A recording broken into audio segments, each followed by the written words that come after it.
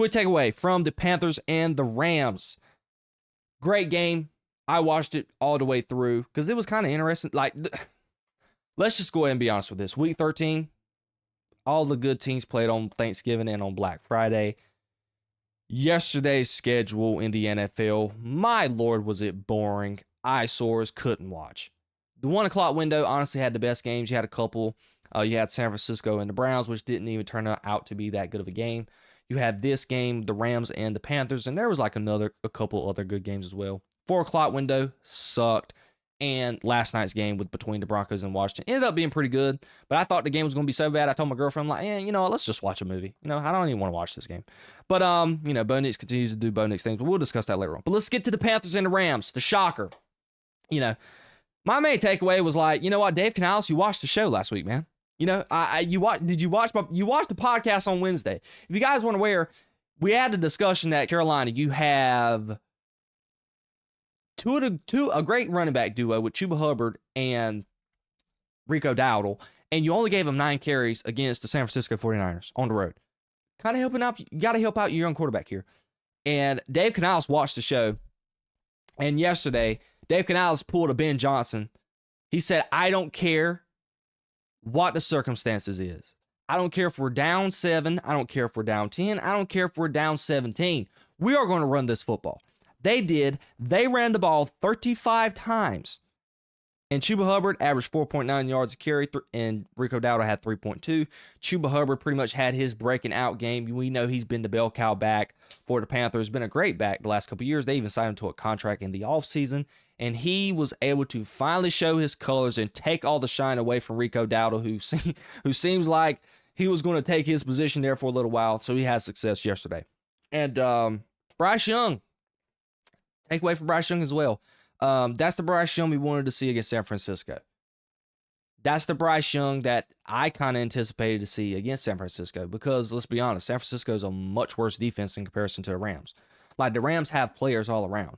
Granted, Emmanuel Forbes yesterday got absolutely picked on, and he gave up like 3 touchdowns.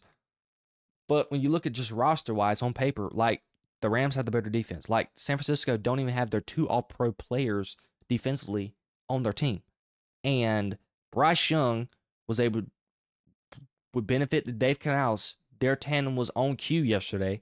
They ran the ball, got play action, got checkdowns, and you win a ball game and you score 31 points. That is the recipe for success for Carolina. Bryce Young only throws the ball 20 times, commits no turnovers, throws 3 touchdowns. And those 3 touchdowns, one of them was a little baby swing pass, but those other 2 touchdown throws were big throws. One was on 4th down. It was 4th and 2, 4th and 3. They were at the Rams' 30, 40-yard line. And if you saw the weather yesterday in Carolina, the weather yesterday here was absolutely abysmal. And if you're Bryce Young, like, that's for any quarterback. And a quarterback like Bryce Young, who, let's be honest, he has accuracy issues and just quarterback being the conductor of offense issues. So if you're telling me, in comparison to Bryce Young or Matt Stafford, who would have the better day yesterday, I'm like, Matt Stafford by a mile. That didn't end up being the case. Bryce Young outplayed Matt Stafford yesterday. He didn't turn the ball over, and he made big throws, and he comes away with the win. Teteroy McMillan, he had the 1 catch, but it was for 43 yards. The big 4th down throw that he got from Bryce Young. And like Carolina, like, they're no slouches. And I hinted around this earlier when we were discussing, the Cowboys losing against the Panthers. I'm like, guys, like, the Panthers are not an easy out like people want them to be. Like, the Panthers are actually a pretty good football team. They are young, and I know a lot of people have brought up the trade with the Bears. The trade got Caleb Williams, Luther Burden, all these offensive linemen. Like, the Bears have won that trade. But if you're Carolina, like, I think the thing with Carolina and Bryce Young, they have to find the formula for success between the marriage between Dave Canales and Bryce Young. And it's the same type of problem that you have with Caleb Williams. Let's be honest, Caleb Williams has not had a drastically better season in comparison to Bryce Young.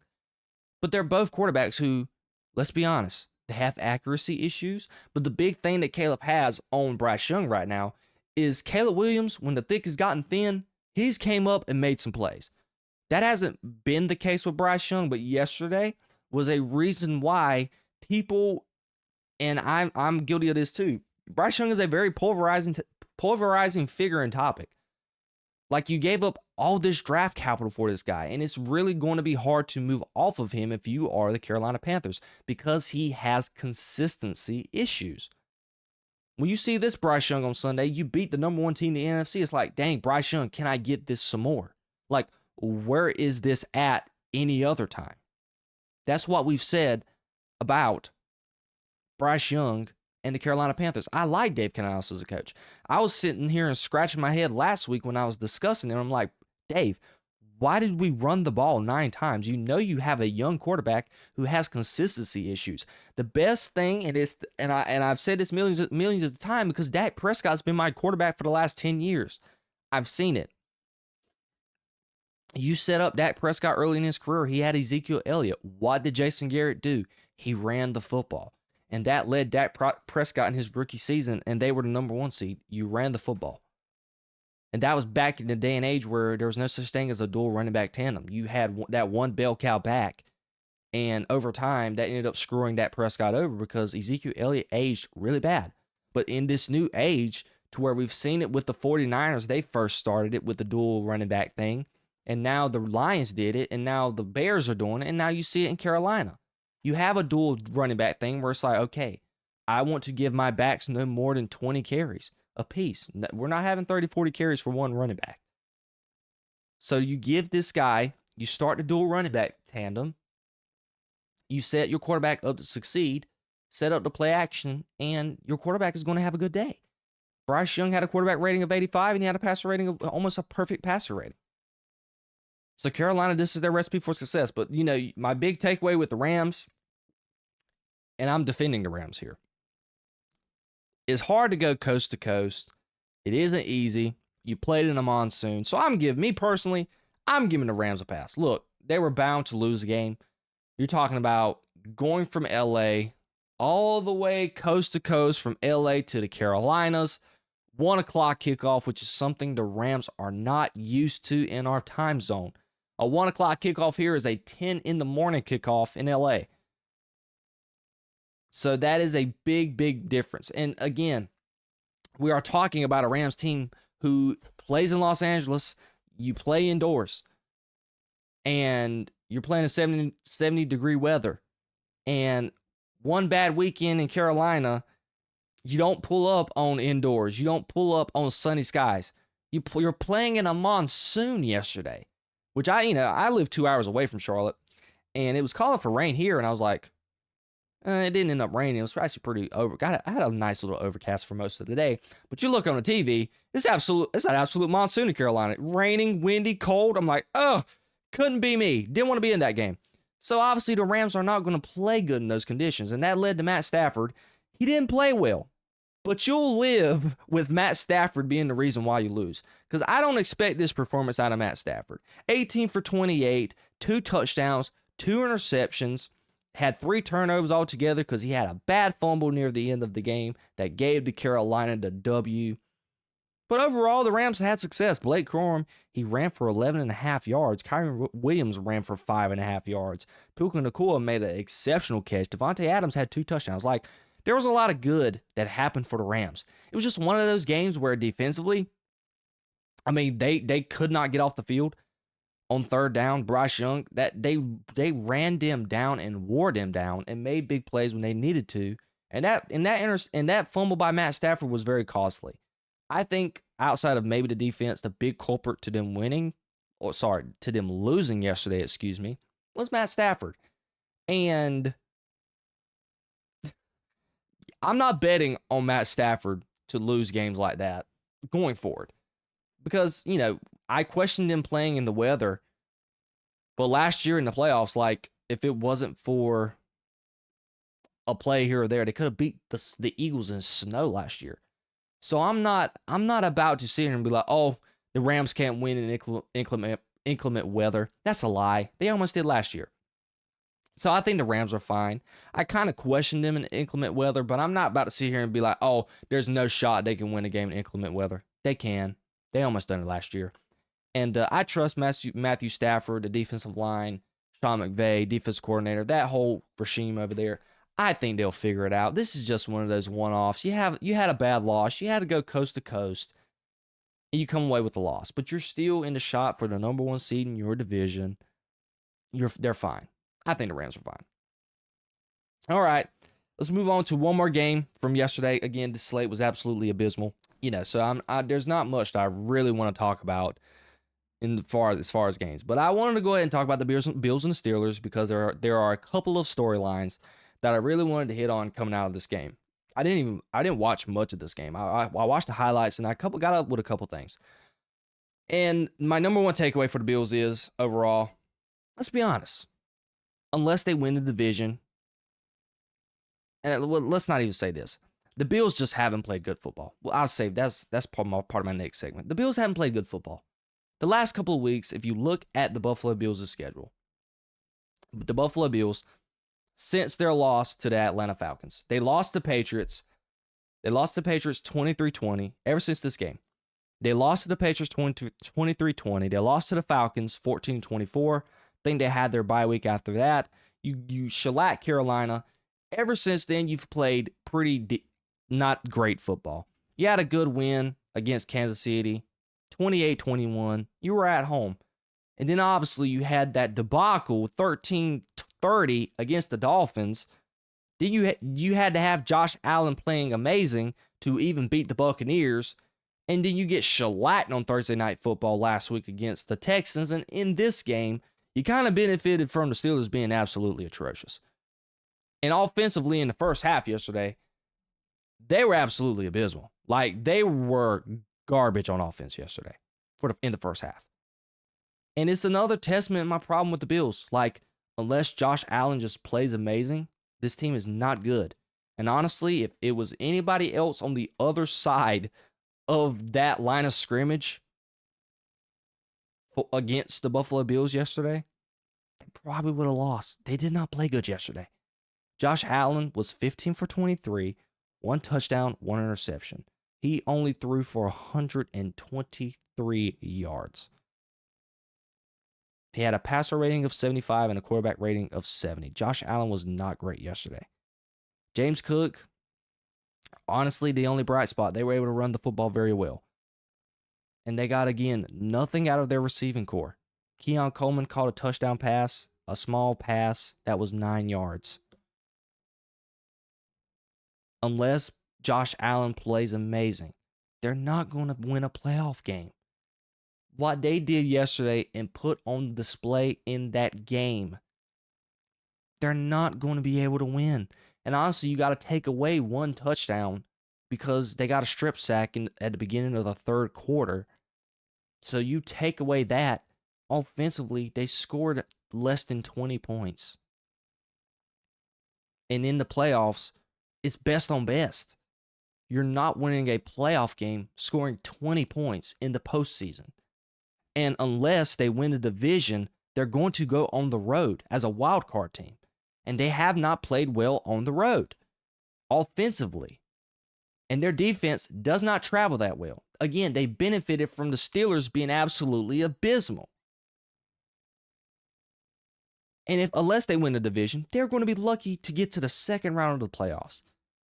I don't even have them getting out of the divisional round. They had a great season to start off. But their lack of talent continues to show each week. Josh Allen continues to press. Joe Brady, they can't seem to really want to run the football and kind of like invest into it. And I don't like the idea of James Cook getting 32 carries yesterday for 144 yards. I need them to develop that dual running back tandem that I've talked about with the Bears. Because I don't want to run James Cook to the ground because he had 35, 36 touches yesterday. Like a lot. Ray Davis, I mean, he had 6.9 yards carry. Why can't you give him the ball 15 times and give the ball James Cook like 20, 25? So I think Joe Brady's got to figure that aspect out, and they have no type of receiving. They picked up Brandon Cooks off of the street. You know, Brandon Cooks, he's relatively young. He came into the league young, but he is 33 years old, 32 years old. He's in the latter part of his career. It didn't work out that much in Dallas. He wasn't that much of a threat, and he hasn't been that much of a threat since he's left the Texans. So he's not going to do much for them. He had one catch yesterday for 13 yards. Keon Coleman, disciplinary issues. He was a no-show yesterday. Their best receiver was Dawson Knox. Literally, their best receiver was Dawson Knox. And mind you, Ty Johnson and James Cook, both of their running backs, were top 3 in receiving for them as well. So their wide receiver core between Khalil Shakir, Gabe Davis, Keon Coleman, Jackson Halls, and Brandon Cooks did absolutely nothing. Dalton Kincaid for this offense cannot get back fast enough. And you're facing all those good defenses in your conference. I don't think the Bills have a shot. But ultimately, the Bills benefited from the Steelers being atrocious. Offensively, they're terrible. Their scheme that they're running under Arthur is terrible. Like, they're just bad. Aaron Rodgers, and I know a lot of people are trying to give him credit for this. He's out there playing with a fractured wrist. He wore this big cast in the game yesterday. At one point, he got a bloody nose. Like, what worse can go for the Steelers? Like, it's just all around. Just this team is bad. Defensively, they are old. The Bills didn't have 2 of their tackles yesterday. And for some reason, Josh Allen didn't get sacked. Like, I know Alex Highsmith was out last week, but Alex Highsmith's played. TJ Watt, we just paid you all this money. Where you at? Cam Hayward, we just paid you all this money as well. Where are you at? Alex Highsmith, where are you at? Like, where's the defensive line? You played against the offense. You got ran over. What is something, and I've heard it 1,000 times under Mike Tomlin, and the Steel Curtain, and the Steelers' mantra as an organization. We want to stop the run and run the ball. Newsflash, Steelers fans, you can't run the ball and you can't stop the run. The Bills rushed for 250 yards yesterday. 250 yards. They ran 2.5 football fields on you. Did whatever they wanted to do in the run. Aaron Rodgers, God bless him. 10 for 23, 117 yards. No touchdowns, no interceptions. He's got a big old fat fumble, though. Mason Rudolph came in for a couple plays, whatever. Jaylen Warren, again, can't run the football. 10 for 35, 1 touchdown. Kenneth Gainwell, 5 carries for 20 yards. Let's look at the receiving core. DK Metcalf, traded him for a second-round pick, paid him all this money. He's like top 5 in most paid wide receivers this year. Yeah, he's out there catching for 32 yards. Meaningless catches, mind you. This team is bad. Like, the Steelers are, at this point, and this is no diss against the Rooney family. I'm not trying to cast aspersions or nothing of that nature. But let's be honest, the Steelers have been badly run these last couple of years. They have no plan. They're badly run because they've had no plan. Ever since Ben Roethlisberger has left, which was roughly 7-8 years ago, they have done nothing to try and establish some type of winning formula. Because the whole thing with Mike Tomlin, and it has been his whole career since the last 9 years, because they haven't won a playoff game since 2016, is I just want to be relevant. I don't want to go through a rebuild. Like, I just want to be relevant. And I just want to be above 500. But guess what? At some point, unless you go through a hard rebuild, at some point, as an organization, you got to have that one season where you're like 4-4. You got to go 6-10 sometimes. Well, in this case, 6-11. You got to go 5-12 sometimes. You got to get that high draft pick, draft a good game-changing guy, because the draft, in comparison to the NBA, is super effective and efficient. Go ask the Niners. Had a couple bad seasons. They were able to get some high draft picks and draft some key players. Ask the Bears. See what they're doing right now? 9-3. At some point, you're going to have that bad year. Rebuild. And ever since Ben Roethlisberger left, You haven't had a plan at the quarterback position. This offseason, you waited on Aaron Rodgers. You didn't want to draft Shador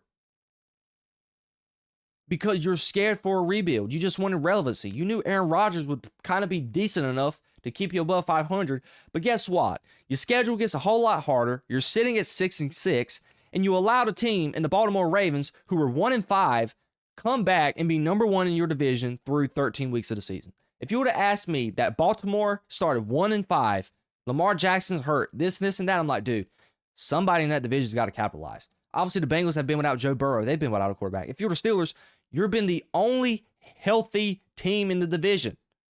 And obviously, the Browns, they have their own issues. So, like, if you're the Steelers, there's no excuse for you not to be number one in this division. And guess what? Through 13 weeks, you're not.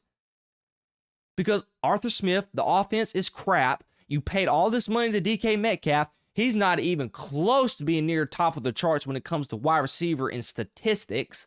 You can't run the football. You're running this 3 tight end set with Darnell Washington, Jonnu Smith, and Pat Freiermuth. That's not working. Your leading receiver yesterday was a 300-pound guy who honestly needs to get put on the offensive line, and Darnell Washington, 2 catches for 45 yards. It's just bad. They don't have talent. They look old on defense. You watch them defensively, it's like, who flashes? Jalen Ramsey, they having to put him at safety because he's so old and can't move. Porter, maybe. Peyton Wilson, maybe. And offensively, God help them, they definitely don't have nobody that flashes. Only Jaylen Warren, but the offensive line isn't great. This team is just bad. And this leads to them having no talent, and it leads to them wanting to be relevant, and they waited on Aaron Rodgers, and they put themselves in this position. If I'm the Rooney family, it might be time to reset. And I'm talking about the head coach too. At some point, what have you done for me lately? And Stephen A., he brought up a great point before I started the show when I was watching. He brought up this idea, like, if you say this sentence, that no coach, as long as you've been a head coach, you haven't won a playoff game in 9 years, what other coach besides Mike Tomlin keeps their job? None. If you're Kyle Shanahan and you haven't won a playoff game in 9-10 years, you're not keeping your job. Because Kyle Shanahan, he hasn't won a Super Bowl. He doesn't have the cachet that Mike Tomlin has. Same thing for Sean McDermott. You're not keeping your job. Sean Payton, any other coach in this league. Yes, even Sean Payton, someone who has won a Super Bowl. But we've seen the Saints, like, he left the Saints. But you haven't won a playoff game since 2016. Let's give a little bit of idea of how long that was. Patrick Mahomes wasn't in the league. Josh Allen wasn't in the league. Lamar Jackson wasn't in the league. Le'Veon Bell and Antonio Brown were the focal points of that team. That's how long it's been since they won a playoff game. So it may be time to kind of hit the reset button because their decline so far this season has been unprecedented. For a Ravens team to be 1-5 and be on top of the division right now is uncalled for. Like, this team is bad. They need the Rooney family. They need to hit the eject button on their team. Like, they can't hit it fast enough. Like, the amount of money that they're paying this defense, and they're old. They can't stop anybody. They're bottom in all categories in the league. I'm off my tangent. I don't even want to talk about this team anymore. They're so terrible. That's my thoughts on the Steelers. Like, they suck.